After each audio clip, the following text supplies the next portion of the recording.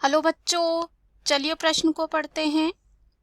निम्न में से किसमें एक स्पर्म का असली जेनेटिक भाग होता है? पहला है संपूर्ण स्पर्म में, दूसरा है पूंछ में, तीसरा है मध्य भाग में, चौथा है सिर में। इस प्रश्न में हमें यह बताना है कि निम्न में से किसमें एक स्पर्म का असली जेनेटिक भाग होता है। तो आइए देखते हैं इस प्रश्न का हल क्या होगा। सबसे पहले हम बात करेंगे इस प्रश्न में मुख्य अवधारणा की बात करें तो देखते हैं शुक्राणु या जिसे हम स्पर्म कहते हैं वो क्या होता है। ये एक बहुत ही छोटा, कह सकते हैं सूक्ष्म धागे नुमा संरचना होता है। शुक्राणु के उत्पन्न होने की प्रक्रिया को शुक्र जनन कहा जाता है। शुक्र जनन कहा जाता है। शुक्राणु नर युग्मक होते हैं जो वृषण के अंदर नर जनन कोशिकाओं के द्वारा उत्पन्न होते हैं। अब अगर हम इनके संरचना की बात करें तो मानव शुक्राणु के 4 मुख्य भाग होते हैं। कौन कौन से 4 होते हैं? पहला होता है शीर्ष, दूसरा होता है ग्रीवा, तीसरा होता है मध्य भाग और अंतिम जो होता है उसे कहते हैं पूंछ। आइए देखते हैं इसको एक एक करके। सबसे पहले अगर हम यहाँ पे शीर्ष की बात करें, शीर्ष जो है 2 भागों से मिलकर बना हुआ होता है। एक होता है अग्रपिंडक या एक्रोसोम जिसे हम कहते हैं अग्रपिंडक, और दूसरा यहाँ पे होता है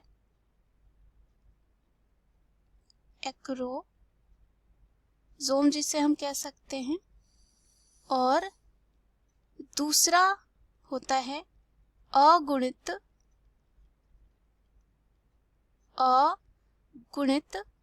केंद्रक।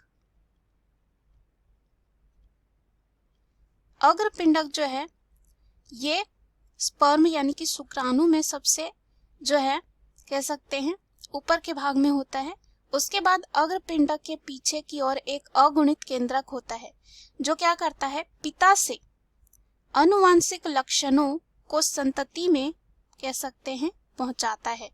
यानी कि असली जो जेनेटिक भाग होता है, जेनेटिक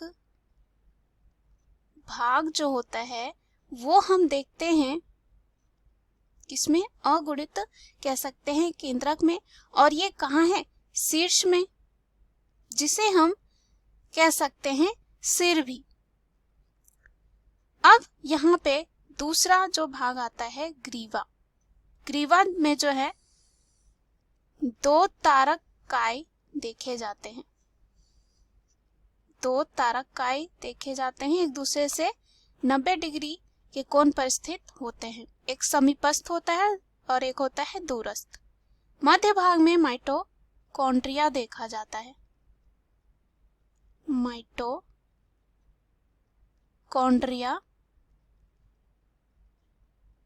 जो है देखा जाता है जो गति के लिए ऊर्जा प्रदान करते हैं। उसके बाद आता है अंतिम में पूंछ जो होता है वो सबसे अधिक लंबा भाग होता है स्पर्म का, शुक्राणु का कह सकते हैं, और ये भी जो है गति के लिए आवश्यक होता है। अब हम चलते हैं विकल्प में। पहला जो विकल्प दे रखा है इस प्रश्न का वो है संपूर्ण स्पर्म में। तो संपूर्ण स्पर्म में जो है असली जेनेटिक भाग नहीं होता है, वो पाया जाता है कह सकते हैं सिर में या शीर्ष, जहां पे हमने देखा केंद्रक होता है। दूसरा है पूंछ में, तो पूंछ में भी जो है ये नहीं देखा जाता है, तो ये भी क्या हो जाता है, गलत। ए और बी क्या हो जाते हैं यहाँ पे गलत। तीसरा है मध्य भाग में। मध्य भाग में मुख्यतः देखा जाता है माइटोकॉन्ड्रिया को, तो ये भी क्या हो जाएगा गलत। अंतिम दे रखा है सिर में, जो इस प्रश्न का सही उत्तर हो जाएगा। यही जो है हम कह सकते हैं असली जेनेटिक भाग होता है।